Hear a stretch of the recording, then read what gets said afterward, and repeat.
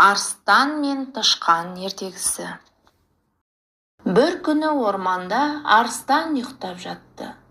Ол үлкен әрі күшікті болғандықтан, ешкім оған жақындауға батылы бармайтын.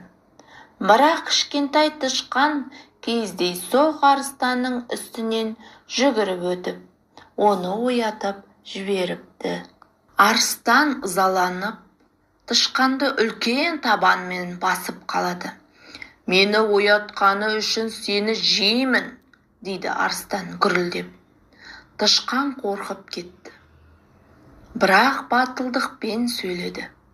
«Кешіріңіз, мен сізді әдейі мазалаған жоқпын. Егер мені босатсаңыз, бір күні мен де сізге көмектесермін». Арыстан тышқанның сөздеріне күліп жібереді. «Сендей кішкентай тышқан маған қалай көмектесе алады?» деді ол.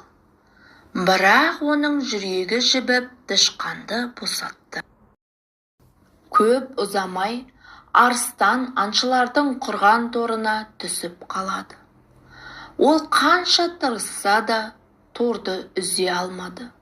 Сол кезде тышқан жүгіріп келіп, өткір тістерімен тордың жібін кеміре бастады.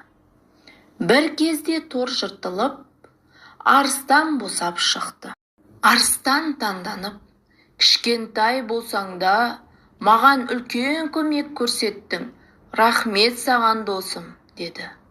Содан бері арыстан мен тышқан дос болып кетті.